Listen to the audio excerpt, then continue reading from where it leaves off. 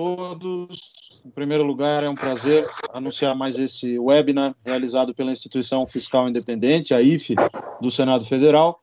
E hoje a gente recebe 3 convidados.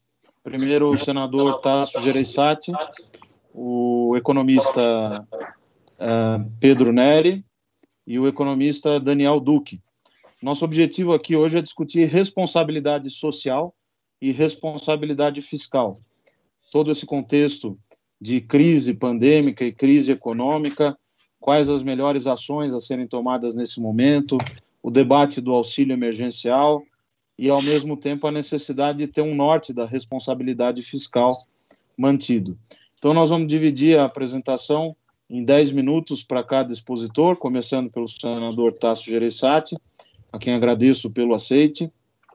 Depois, em seguida, o Daniel Duque, que é economista da Fundação Getúlio Vargas, do Instituto Brasileiro de Economia, e ao Pedro Neri, que é consultor legislativo do Senado Federal e professor do IDP. Aqui comigo também o Josué Pellegrini, que é diretor da Instituição Fiscal Independente e vai também elaborar algumas questões na hora do nosso debate. Então, sem mais delongas, vou passar a palavra ao senador Tasso Gereissati por 10 minutos, lembrando que o senador tem um projeto de lei que trata da responsabilidade social, então essa também é uma oportunidade para a gente discutir esse tópico. Muito obrigado, senador. Bom, boa tarde a todos. É um prazer, Felipe, Josué, Pedro, Luke, todos vocês aí. Esse debate ele é muito oportuno, porque nós tivemos ontem à tarde e até hoje de manhã, no plenário do Senado, plenário semipresencial, grandes discussões sobre essa questão. E essa discussão ela está se radicalizando, vamos dizer assim, como em tudo no Brasil. Nós vimos discursos em que a questão fiscal passa a ser sinônimo de mercado. As pessoas não, a questão fiscal porque o governo argumenta. O problema fiscal já está chegando a tanto, a dívida tanto, o déficit primário a tanto. E se fizer isso, a reação do mercado. Então, nesses tempos de radicalização, eu acho que o cume disso foi ontem, o momento pico disso foi ontem. As pessoas entendiam que a questão fiscal era não uma questão que interessava a todos, mas que interessava ao mercado. E aí também existe uma grande falta de clareza e começa, como se foi feito tantas vezes no Brasil, a se demonizar o mercado. Como foi feito privatização, etc., o mercado. Então, o mercado é dos ricos e a questão social e os gastos, principalmente auxílio emergencial, é dos pobres. E existe hoje, no Brasil, novamente, desta maneira que está se postando a discussão, um debate entre eles e nós, o mercado dos ricos e os gastos sociais como o dos pobres. É preciso, antes que isso tome forma definitiva, como eu já vi outras coisas tomarem forma definitiva, eu não sei como fazer isso, mas começar a discutir melhor o que é o mercado. O mercado não é um bando de gente rica com dinheiro aplicado, querendo ganhar mais dinheiro com suas aplicações e que só pensam nisso. O mercado, afinal, vocês são mestres nisso, muito melhor do que eu, é o deságue final da reação dos agentes financeiros diante de determinadas circunstâncias ou perspectivas, e que afeta todo mundo. Mas esta visão está se perdendo. E ontem, não sei se algum de vocês chegou a acompanhar os debates ontem no plenário, mas as pessoas acusando formalmente o mercado de querer isso, de querer acabar com os pobres, o mercado, tá? Até também quase que simbolizando no mercado o mal e como se fosse uma pessoa que tivesse uma vontade, vamos dizer assim, uma vontade própria, independente de estímulos alheios. Por isso, Felipe, que eu acho que essa discussão que você está promovendo hoje é mais do que oportuna, e você, como o chefe aí do IFE, como levar essa discussão para dentro, não só do legislativo, o que é o mercado, o que significa o mercado, quais implicações do mercado mal-humorado na vida do cidadão brasileiro, no dia a dia, do emprego, do juro, do dólar, da inflação, levar esse debate para dentro da sociedade brasileira, para que haja, porque daqui a pouco, se nós continuarmos nesse ritmo, nós vamos ter novamente uma luta do bem contra o mal, e com certeza isso não vai dar certo. Então, eu queria abrir essa discussão aí com vocês, diante dessa preocupação que eu vivi ontem e hoje de manhã. Muito obrigado aí, acho que falei 10 minutos, passei não, né? Não, tá ótimo. Um abraço. Eu acho que a sua fala mostra, de fato, o que está em jogo, que é sempre essa falsa dicotomia, né? Como se o mercado não fosse uma instituição importante, assim como o Estado e as instituições no sentido mais amplo, né? As reações do mercado são fundamentais, sobretudo para os principais preços da economia, a taxa de câmbio, os juros, a inflação. Então, o equilíbrio fiscal está diretamente associado a isso, e não existe uma contraposição. Quer dizer, é possível ter um governo fiscalmente responsável, mas também com responsabilidade social. Obrigado por essa fala inicial, senador. Eu vou passar então para o Daniel Duque, economista do IBRE e também do CLP, o Centro de Liderança Pública, que vai aqui nos trazer alguns dados, informações a respeito do nosso tema de hoje. Daniel, por favor. Muito obrigado, Felipe Salto, pelo convite. Assim, sempre um prazer e uma honra, né, estar aqui.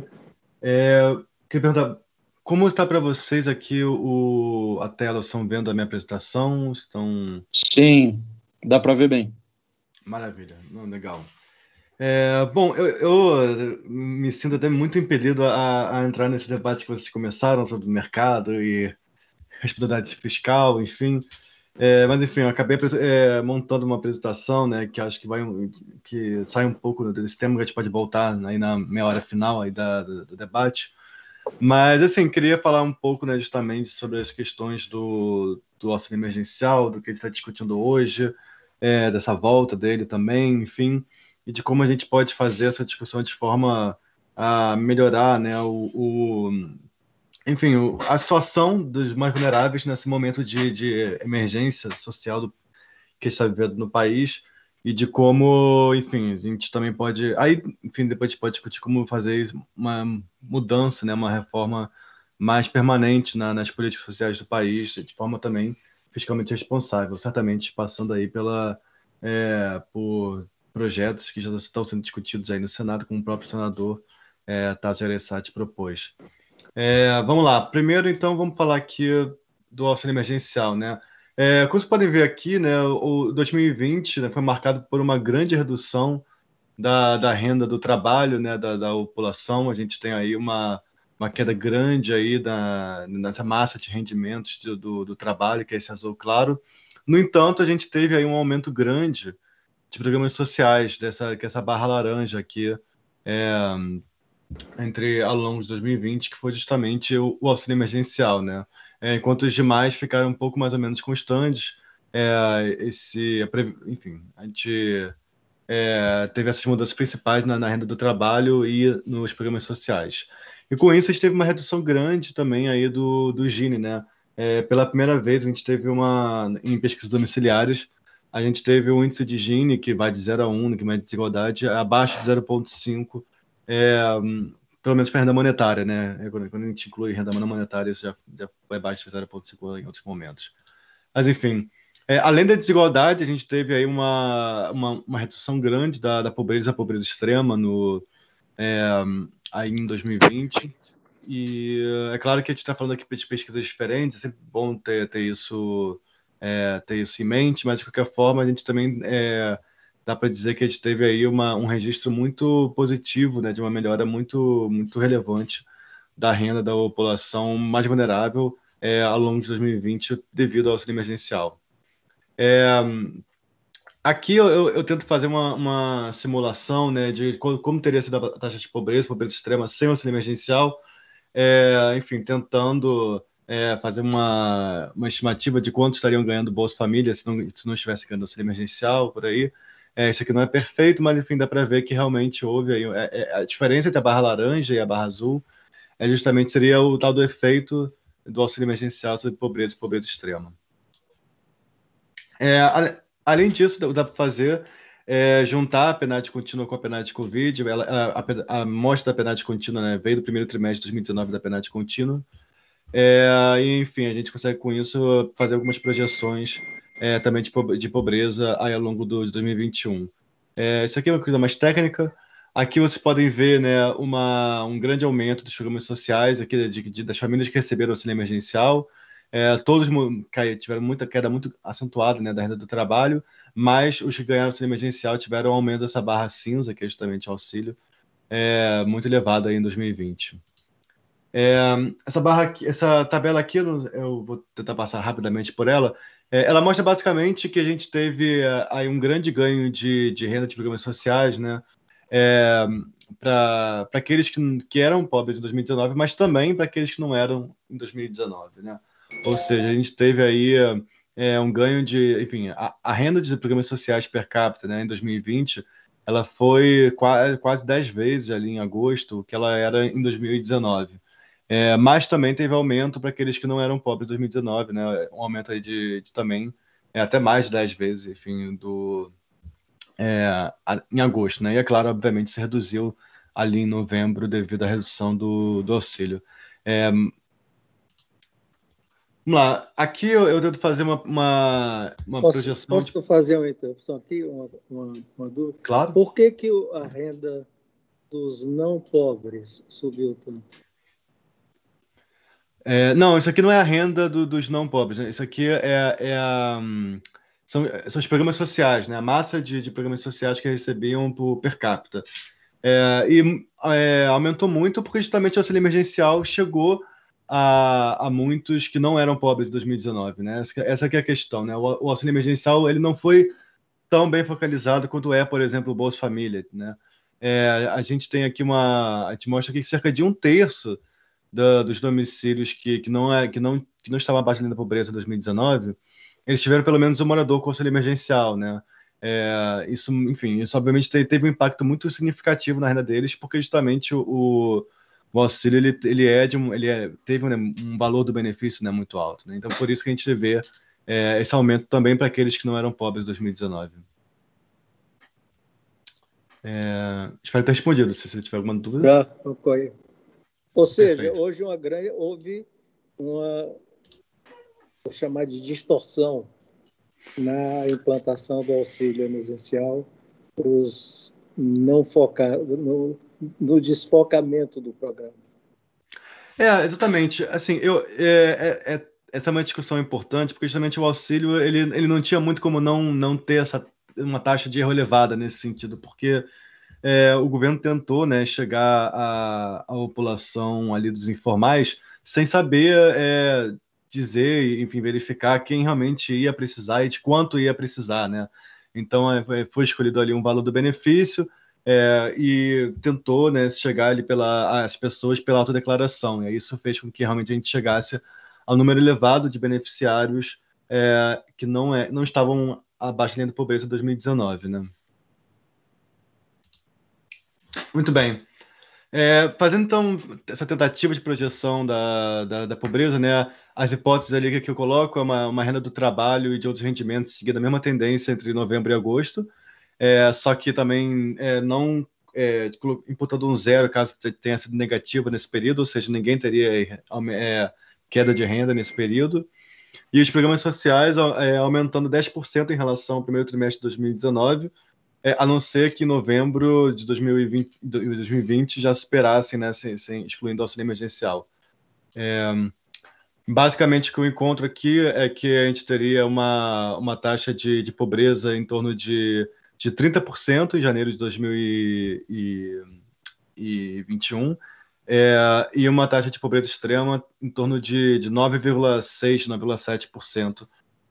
Também em janeiro de 2021. Um aumento muito elevado em relação ao que a gente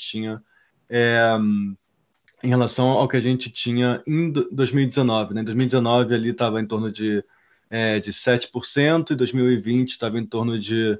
Em 2020 a pobreza não extrema estava em torno de 25%, então são aumentos aí na magnitude de 3 e 5 pontos percentuais, né? Na pobreza extrema e não extrema, respectivamente.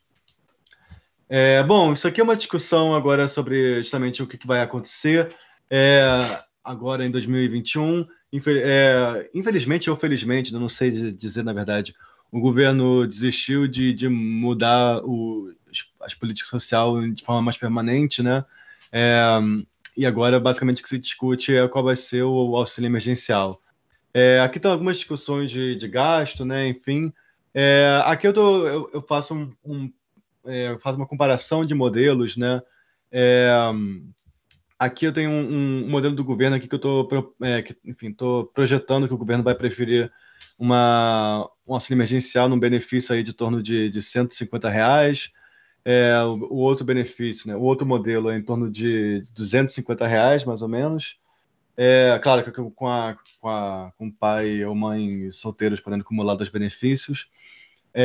Mas aí eu proponho, eu acho que isso é uma coisa importante, eu acho que o governo tá pensando em seguir essa proposta, separar aqueles que ganham, né, o Bolsa Família e aqueles que não ganham o Bolsa Família, mas que ganharam o auxílio emergencial em 2020.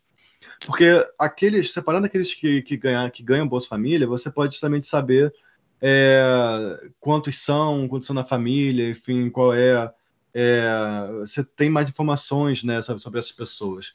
E aí, enfim, a minha ideia... Aqui eu estou colocando um valor de R$50, né, para todos os membros das famílias dos beneficiários do Bolsa Família, e para os demais que ganham auxílio emergencial, um valor de 100, podendo acumular, né, 2 benefícios naquele caso. Isso teria um gasto muito mais baixo do que os modelos do ano passado, seria em torno de 7 bilhões por mês. O Congresso acabou de aprovar um limite de 44 bilhões, né, para o auxílio, ficando fora do orçamento. Ou seja, isso daria aí para aprovar por vários meses, se fosse necessário, ou aumentasse o valor, enfim, do benefício, isso não tem importância. O ponto todo é que ali, né, esse modelo, ele teria um impacto relevante sobre a pobreza extrema, com um valor até mais baixo do que do auxílio emergencial, né, do que o auxílio emergencial tradicional. Então, eu acho que isso seria, enfim, um caminho importante para a gente pensar aí o auxílio. Já era para a gente ter o auxílio, já era para estar desenhado, já era para o pessoal estar ganhando, enfim. Mas, enfim, tendo em vista que a gente ainda está nessa discussão, eu acho que esse é um modelo que seria interessante de olhar. Aqui, impacto fiscal, eu acho que a gente pode falar isso depois, eu devo ter passado um pouco do meu tempo. Basicamente, PEC emergencial, que não vai ter muito impacto, né? Não vai ter, mas ao longo de 10 anos talvez consiga compensar, considerando os gastos tributários, né? Enfim, basicamente isso. Excelente, Daniel. Acho que tem muitos pontos aí que a gente pode aprofundar, discutir mais e que podem subsidiar também ações do Congresso, né? E como você mostrou, não precisa fazer um gasto extraordinário para afetar a pobreza se você tiver uma boa modelagem com focalização naqueles que realmente precisam, aprendendo com os erros também do auxílio que foi feito no ano passado, né? Claro que no ano passado a coisa era nova para todo mundo, o governo mesmo precisou fazer os seus cadastros, etc. Neste ano dá para ter uma coisa bem melhor. E também, como você falou, se a gente já tivesse se preparado, o governo principalmente, isso já poderia estar em prática, né? Então, muito obrigado. Vou passar direto agora para o Pedro Neri. Por favor, Pedro. O Pedro é consultor legislativo do Senado Federal, teve um papel fundamental, como todos sabem, nos projetos, né, elaborados na PEC, principalmente da Previdência em 2019, e é um grande estudioso também dos temas de transferências sociais, não só a Previdência. Pedro, por favor. Obrigado, Felipe. Boa tarde a todas e a todos. Cumprimentar o senador Tasso Gereissati, o Daniel Duque, agradecer a IFE pelo convite. Eu concordo com o que o senador e o Duque falaram aqui mais cedo, né? Eu acho que é uma falsa dicotomia essa entre responsabilidade fiscal e responsabilidade social, tanto porque a gente já viu muito no Brasil o quanto que a irresponsabilidade fiscal pode sobrecarregar os mais pobres, seja por inflação, com juros mais altos, com carga tributária mais alta, seja porque existe muito espaço dentro da atual estrutura de recursos do Estado brasileiro para fazer frente a benefícios mais generosos de transferência de renda, tanto na União quanto nos estados e municípios, né? Se a gente pensa que a União tem um teto de gastos que é da ordem de 1 trilhão e 500 bilhões de reais e mais uns 300 bilhões de reais em renúncias, e se a gente olha que o Bolsa Família custa algo como 30, 35 bilhões de reais no ano normal, a gente vai ver que o Bolsa Família leva só 2 centavos de cada real do orçamento, né? Então, eu acho que tanto nos gastos diretos quanto nos gastos indiretos, gastos tributários, que aliás a IFE tem estudado bastante, o próprio José Pellegrini tem estudado bastante, existe espaço para melhorar. Uma questão que eu queria chamar a atenção, como o Felipe colocou, muitas propostas legais foram apresentadas durante a pandemia para uma renda básica permanente. Essa é uma discussão que o Congresso Nacional já vinha fazendo até antes, dentro da própria discussão da reforma da Previdência. Na PEC paralela, o Senado aprovou o benefício universal infantil, a Câmara dos Deputados, com a deputada Tabata, o deputado Rigoni e outros deputados estavam tratando do que eles chamavam de agenda de desenvolvimento social. E na pandemia mais propostas foram apresentadas. Uma questão que eu acho interessante para o futuro da proteção social no Brasil e que normalmente opõe especialistas competentes nesse tema é o formato desse novo benefício, né? Eu acho que existem 2 visões gerais preponderantes. Uma é a da focalização, né, a de usar os recursos que forem alocados para esse programa da forma mais focalizada possível naquelas famílias mais vulneráveis, seja em termos de critérios de renda, seja em termos de composição do núcleo familiar, e aí seriam as mais vulneráveis daquelas com crianças. E existe uma outra vertente que vai advogar mais pela universalização, ao sentido de que é muito difícil você focalizar num país como o Brasil, em que muitas famílias vivem uma condição intermitente de pobreza, né? Em alguns meses estão bem, em outros meses uma doença ou uma demissão voltam a colocar a família na pobreza, com a vantagem que programas universais têm de combater estigma, de poder gerar uma coalizão mais favorável na sociedade, enfim. Então, muito acho que da diversidade que existe entre projetos, mesmo entre projetos que compensam todos os seus novos gastos, tem relação com essa abordagem, né? O próprio senador Tasso tem propostas aos 2 sentidos, né? A gente tem a lei de responsabilidade social, que em um primeiro momento integra vários gastos tributários num programa mais focalizado, abrindo espaço para que no futuro ele seja ampliado com a revisão de outros gastos e de gastos tributários. E o senador também apresentou a PEC 34 ano passado, a PEC do benefício universal infantil. Então, uma universalização que tem as vantagens, por exemplo, de não desestimular portas de saída, a família não precisa se preocupar de ultrapassar ou não um critério de renda, porque ao fim e ao cabo o benefício é universal. Então, essa é uma dicotomia que existe, né? A gente vê o professor Naércio Menezes, do INSPER, que inspirou uma proposta da senadora Elisiane Gama de renda básica da primeira infância, aí já mais entusiasta, me parece, da proposta de focalização. Ele advoga benefícios muito generosos para as famílias na primeira infância, mas apenas para aquelas que estão no Bolsa Família. Então, eu acho que muito da discussão que se coloca é essa: a gente consegue focalizar o gasto público só em quem precisa. Agora o Daniel e o senador estavam falando do pessoal que recebeu o auxílio emergencial sem precisar. Inevitavelmente, quanto mais generoso for um programa, mais esse tipo de erro de inclusão vai acontecer, né? Mais pessoas vão se candidatar e vão conseguir sem precisar do benefício. Então, essa é uma discussão que existe. A gente consegue focalizar, faz sentido focalizar num país como o nosso, e aí a gente vai já para a universalização, mas tem as desvantagens também da gente gastar talvez com quem não precisaria, com famílias mais parecidas como as nossas. Então, é uma discussão que está colocada, o Congresso tem propostas aos dois sentidos, o senador Tasso também tem propostas nos dois sentidos. Eu, francamente, não tenho preferência por nenhuma. Acho que na situação atual de tanta escassez, o que vier é lucro, né? Se a gente conseguir aprovar uma proposta que dobre, triplique a quantidade de recursos que o Bolsa Família tem hoje, seja com linha de pobreza ou com alguma universalização, eu acho que a gente vai ter resultados extraordinários. Então, eu acho que a gente, de fato, tem condição de gastar mais com quem mais precisa, e eu acho que qualquer que seja o desenho dessa política, o importante é a gente batalhar academicamente, politicamente, para que essas famílias vulneráveis, principalmente essas famílias com crianças, sejam mais prioridade. Espero que esse seja um legado aí do auxílio emergencial, né? Criar uma nova demanda do eleitorado, da sociedade, e livrar essa população do estigma que muito tempo as transferências de renda carregaram, né? Então é muito importante que a gente avance nesse sentido, e eu torço para que a gente consiga fazer isso esse ano. Essa é a minha contribuição por enquanto, Felipe. Muito bom, Pedro Neri, obrigado pela participação. Eu acho que nós estamos vendo, pelas falas, que existem aí duas dimensões nesse debate. Uma que é a do desenho das políticas públicas, e a segunda que é o financiamento. Quer dizer, normalmente a gente começa pelo financiamento.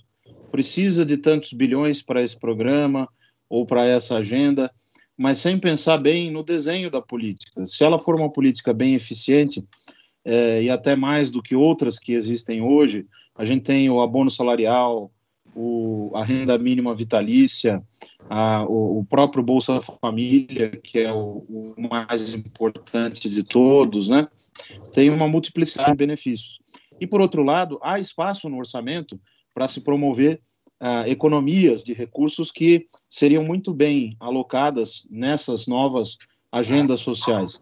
Né? A citar, por exemplo, a questão dos gastos tributários, né? As renúncias de receitas derivadas de desonerações e programas de incentivo. Então, feito esse comentário, eu vou passar para o Josué Pellegrini, que é também nosso diretor na Instituição Fiscal Independente, é doutor em Economia pela Universidade de São Paulo, e também vai agora fazer alguns comentários para então a gente fazer uma rodada final com os três palestrantes. Josué, por favor. Obrigado, Felipe. Os palestrantes foram rápidos nas apresentações, então eu vou ter que ser muito mais rápido ainda, né? O Duque nos apresentou dados bastante interessantes, né? A gente viu lá que houve um importante vazamento, né, no auxílio emergencial no ano passado, e também ele coloca interessantes opções ali e avalia, né, os custos de diferentes opções do auxílio emergencial. Ele iria explorar um pouco mais a questão da compensação e da PEC emergencial, mas ele quis se ater ao tempo. Então, se o Duque quiser explorar um pouco mais a relação, a conclusão que ele ia fazer com relação à PEC emergencial, a compensação para o auxílio, essa acabaria sendo a minha pergunta para ele, né? O senador Tasso e o Pedro Neri, eles trazem a questão da falsa dicotomia, né? O Pedro Neri usa a expressão até falsa dicotomia, que eu acho muito boa, e o senador nos traz aí um alerta, né? Que, inclusive, ficou evidente para ele aí na tramitação da PEC emergencial, né, que também está relacionado com um falso dilema, né, mas que no caso do senador foi colocado mais como mercado e digamos, responsabilidade social, né? Eu diria até mais, no senador, pode ser, talvez até mais mercado financeiro, né? Porque no mercado financeiro há um reflexo muito rápido no preço dos ativos, de eventuais inconsistências da política econômica, né? Então, acaba, digamos assim, criando um ambiente mais propício a essa dicotomização, né? Mas eu diria até que é uma dicotomização que até vai além do senador. Eu acho que envolve, inclusive, também os chamados fiscalistas, né? Que acabam falando.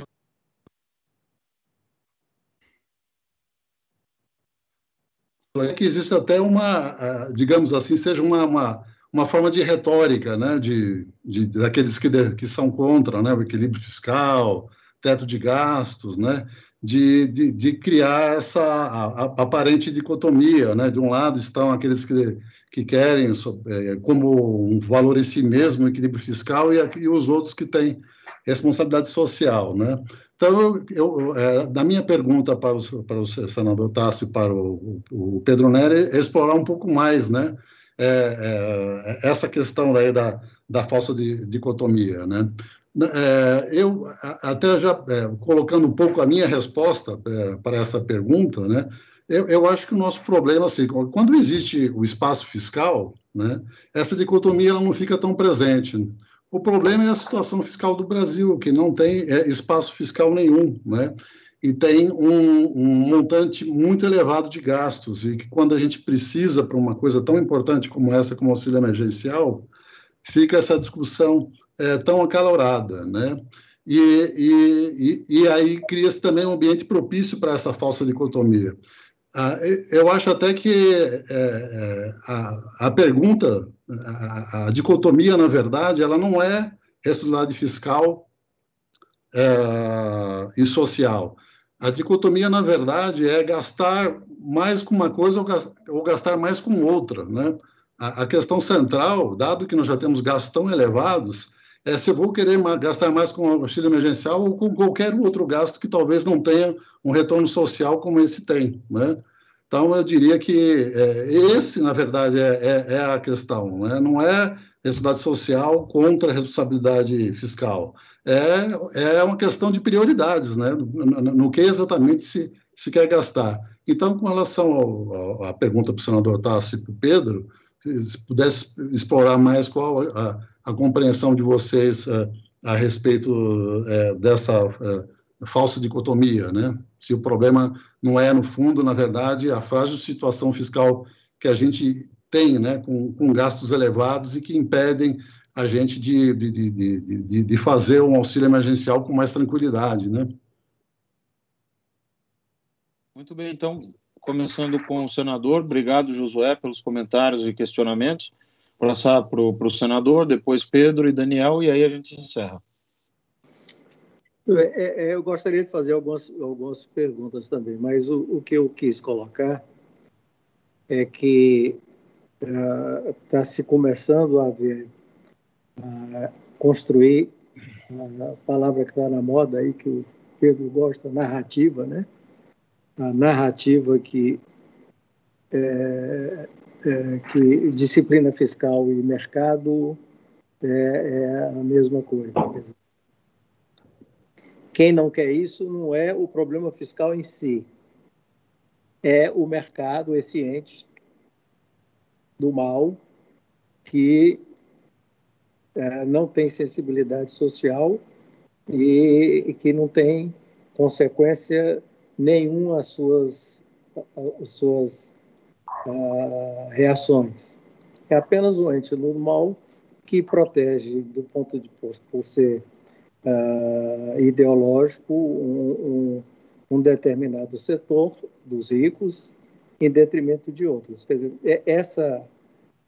essa mistura geral faz com que a gente fuja da discussão do foco, um pouco essa que o Josué colocou. Qual é a questão mesmo, né?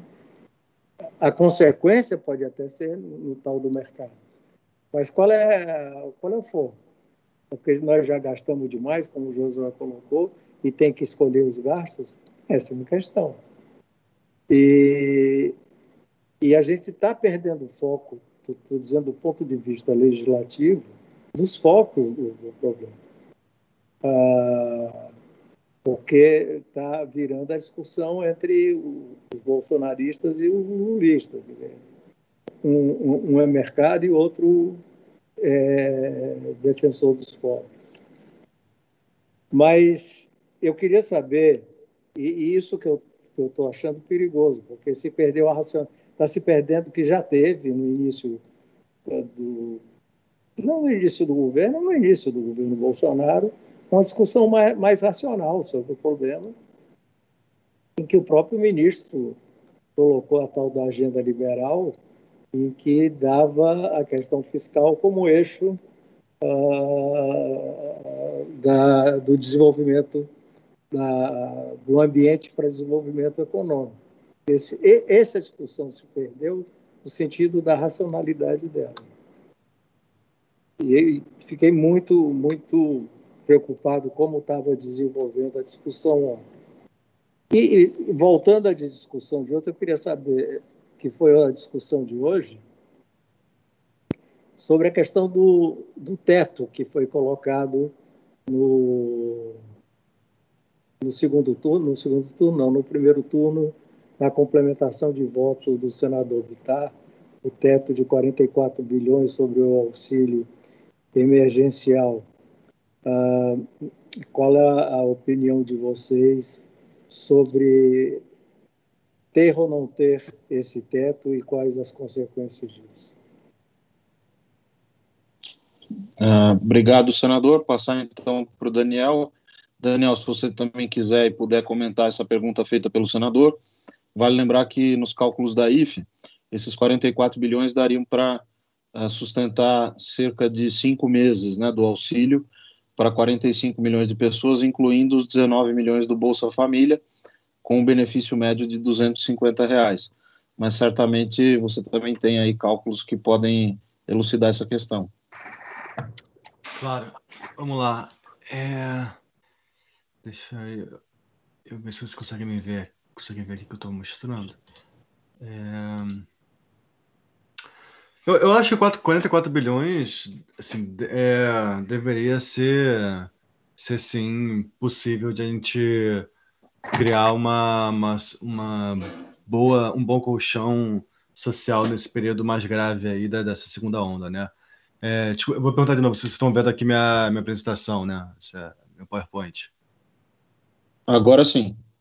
Se você Legal. puder pôr em tela cheia, fica maior. Perfeito. Vamos lá. Tá bom. Se a gente quisesse, por exemplo, imitar o que a gente fez no ano passado, vamos dizer no final Quer dizer, se pegasse o primeiro modelo, né, aquele benefício de R$600, daria 44 bilhões, daria para um mês, né? Enfim, acho que seria certamente impossível de a gente dar um benefício tão alto como a gente deu ali no início do ano passado. Pegando o final do ano passado, a gente teria aí cerca aí de dois, talvez 3 meses possíveis para adotando, né, o modelo anterior do final do ano passado. Se o governo, por exemplo, quisesse adotar um modelo igual ao do ano passado, mas com um valor menor, de 250, por exemplo, ele teria uma possibilidade aí de cerca de 3 meses, né, podendo dar R$250, benefício de 250 para as famílias. Caso fosse 150, aí ao invés de 250, aí já poderia dar por 4 meses, né? Eu acho que assim, um valor, se a gente fizesse um modelo proposto, né, de dividir beneficiários do Bolsa Família e aqueles outros que não recebessem, enfim, a gente poderia fazer coisas mais interessantes e mais efetivas, né? Com esses valores baixos aqui que eu estou mostrando, né, de 50 para beneficiários do Bolsa Família e 125 para os demais, a gente teria um gasto de 7 bilhões, mais ou menos, enfim. Isso aí é muito claro que a gente pode dobrar esse valor, ia ficar, enfim, 13 bilhões por mês. Mesmo assim, isso daria para pagar cerca de 3 meses, né, com esse valor, e com uma redução muito grande da pobreza, né? Se vocês puderem ver aqui, só com esse valor mais baixo, nessa coluna com o novo AE, né, com o novo auxílio emergencial, que é a minha proposta, a gente teria uma taxa de pobreza igual ao que a gente tinha em 2019,1, né? Enfim, seria suficiente para a gente, pelo menos, reproduzir o que a gente tinha mais ou menos ali em torno de 2019, no início de 2019. No caso da pobreza, ainda estaria um pouco acima, mas enfim, é só aumentar um pouco o valor e você consegue dar esse benefício aí por cerca de 3 meses, né? Eu espero que em 3 meses a gente consiga ter uma vacinação mais ou menos razoável, né, da população. Espero que acelere no caso do Brasil. E aqui na Europa também, né? Na Noruega também está bem lento, na verdade. No caso da PEC emergencial, assim, como a gente está aí com um gasto de 44 bilhões, né? Eu tenho uma estimativa, né, que caso estados e municípios adotem os gatilhos, né, porque agora ficou facultativo, né, infelizmente, mas enfim, caso eles adotem os gatilhos quando eles precisam, a gente teria uma economia de cerca de 34 bilhões até 2030. O que já praticamente paga, né, esse novo auxílio emergencial. É claro que seria uma coisa estranha, né, porque a União paga o auxílio emergencial, mas a economia viria de estados e municípios, né, enfim. No caso da União, a economia atual da PEC emergencial seria muito aquém do que necessário, né? Seria em torno de 7 bilhões até 2030, isso sendo bem otimista. No caso de gastos tributários, a gente assim, essa conta que eu fiz aqui de 1,3 bilhão, assim, ela é um pouco de padeiro, né? Peço desculpas por até, mas porque, enfim, essa mudança ela foi muito rápida, das exceções, né? Basicamente tiraram Zona Franca de Manaus, tiraram Simples, que são as principais isenções tributárias aí do governo, enfim, acabou que tirou muito espaço que a gente teria de ganho fiscal. Tem até um 1,3 errado aqui em 2030, que acaba em 2029 no caso. Mas, enfim, basicamente é isso. Mas, assim, juntando todos esses três, a gente teria aí uma economia de cerca de 50 bilhões, o que pelo menos paga a PEC pelo menos paga o auxílio emergencial.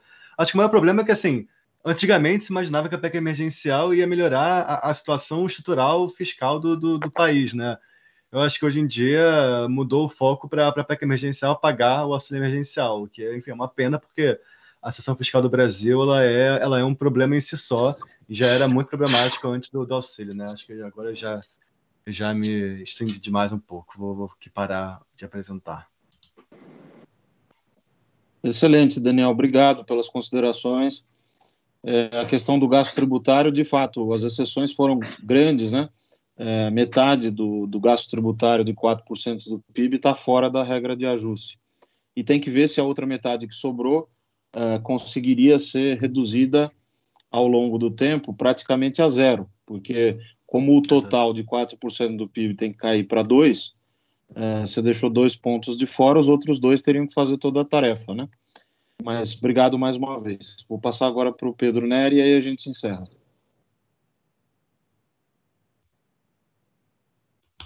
Obrigado, Felipe.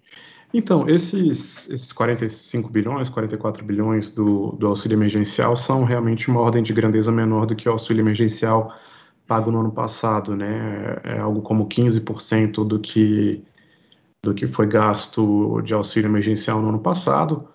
Em um ano normal, representaria uma elevação importante do Bolsa Família, né? De mais ou menos uns 150% em relação ao valor normal do orçamento do Bolsa Família. Mas, realmente, para um ano atípico como esse, para que esse valor seja confortável, a gente teria que ter uma evolução bem favorável agora da doença, né? Essa segunda onda teria que acabar rapidamente, os lockdowns deveriam ser curtos e a campanha de vacinação ser rápida, né? Então, talvez a gente eventualmente precise de uma outra proposta ou de alguma coisa para abrir espaço abaixo do teto para aumentar o Bolsa Família, né? Porque havendo o auxílio emergencial chegando no limite, a gente teria que trabalhar com o Bolsa Família. E essa questão, assim, a gente estava falando de efetividade do gasto, né? Eu tenho pensado um pouquinho nesse tema do ponto de vista regional, né? A gente sabe que a própria PEC emergencial tem como objeto aí a folha com funcionalismo, né? Que é um gasto importante dentro do teto de gastos. Se a gente olha a folha de pagamentos, de salários, aposentadorias e benefícios do governo federal, a gente vê que uma parcela muito grande fica no Distrito Federal, depois um pouco também Rio de Janeiro, que é onde tem muito servidor e militar das Forças Armadas. A União gasta mais ou menos R$ 65.000 por ano com habitante do Distrito Federal em pagamentos, e em estados mais pobres isso vai ser R$ 3.000, R$ 2.500, porque são benefícios previdenciários ou assistenciais mais baixinhos, né? Então, eu acho até que do próprio ponto de vista regional, a gente tem um gasto exagerado numa região do Brasil, eu me refiro ao Distrito Federal, porque isso reflete esse gasto com servidores que está bem acima dos benefícios previdenciários e mais ainda dos benefícios assistenciais. Então, meu ponto é que sim, a gente tem espaço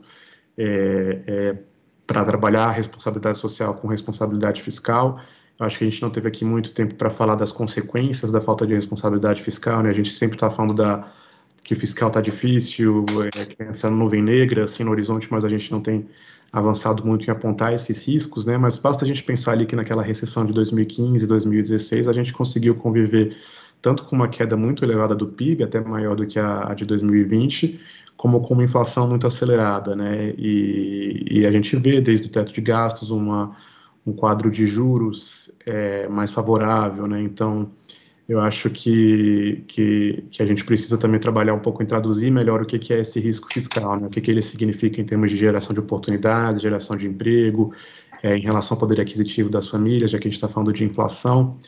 Eu estava lendo outro dia a proposta de teto de gastos do governo Dilma Rousseff, né, que era diferente do teto de gastos que foi implantado, mas na sua justificação tinha uma motivação bastante parecida, né? A mensagem enviada para o Congresso fala, inclusive, da importância de um limite anual de gastos, para não só para o horizonte, perdão, não só para a estabilidade macroeconômica, mas para o crescimento econômico, né? Então, existe uma visão, uma convergência aí entre, eu acho que entre diferentes pontos do espectro ideológico, que responsabilidade fiscal é importante para o próprio crescimento econômico e a geração de oportunidades. Eu acho que a gente tem que, melhorar essa discussão e perceber que se a gente atua dentro dos limites do fiscal, mesmo atuando dentro dos limites de fiscal, dá para fazer muita coisa em benefício dos mais pobres, o que não deixa de ser uma visão otimista também, né? A gente tem solução. Excelente. Acho que você deu um recado muito importante. A IFE, nos seus relatórios, sempre bate nessa tecla do ajuste fiscal, mas acho que esse evento mostrou que a gente pode dialogar e encontrar espaços orçamentários e fiscais para, de maneira fiscalmente responsável, avançar na direção da redução das desigualdades e da pobreza. Então, quero agradecer a todos mais uma vez. Completamos aqui quase 50 minutos de evento. Acho que é uma discussão que fica com um gostinho de quero mais, o que é importante, porque a gente pode voltar a fazer novos eventos explorando esse assunto ou desdobramentos também desse tema geral. Então, obrigado mais uma vez a todos. Se vocês quiserem, por favor, deem uma palavra de despedida também. Começando pelo senador. Obrigado, foi ótima a conversa com vocês. Sempre vai aprendendo muito. Obrigado, senador. Daniel. Não, queria agradecer também, acho que foi uma conversa muito boa. Acho que a gente, assim, depois auxílio, pós emergência sanitária, social, etc., a gente também tem que começar a discutir um pouco também o que vai ser deixado, né, para o Brasil, né, permanentemente, né, porque também nossas políticas sociais, né, o Bolsa Família, basicamente, também o BPC, não estavam dando conta do recado, né, basicamente. A gente, até 2019, a gente estava tendo aí aumentos de pobreza extrema, enfim, aumento de desigualdade. A gente não estava conseguindo fazer com que o crescimento, ainda que pequeno, né, ao longo de 2017 a 2019, chegasse aos mais pobres, justamente porque a gente estava com problemas também de economia política, né, nesse sentido, na questão dos nossos programas sociais. Então, a gente também ainda tem que discutir o que vai ser deixado no Brasil, no novo normal, né, do país, que ainda vai ser um novo normal com maior desigualdade, maior pobreza, maior vulnerabilidade social. Obrigado, Daniel. Pedro e Josué. Antes aqui, eu vou mandar a ficha para o Pedro, porque ele está mais tucano do que nunca. A minha ficha para ele assinar. Ele disse que não é a favor nem do modelo, nem de outro, pelo contrário, estava pensando, tudo é bom, mas tudo... Então, foi altamente afirmativo. Vou mandar a ficha para segunda-feira. Tô bem, então, né? É a prática. Queria agradecer a todos pela atenção, parabenizar mais uma vez pela IFE, que faz um trabalho extraordinário aí pela nossa cidadania. Obrigado, Pedro. Eu também quero agradecer também a presença do senador, o Nery, o Duque, né? E que tenhamos, né, responsabilidade social com responsabilidade fiscal ou responsabilidade fiscal com responsabilidade social. Muito bem. Então, obrigado a todos, gente. Um abraço aí, obrigado. E até a próxima. Tchau, tchau. Um abraço, tchau.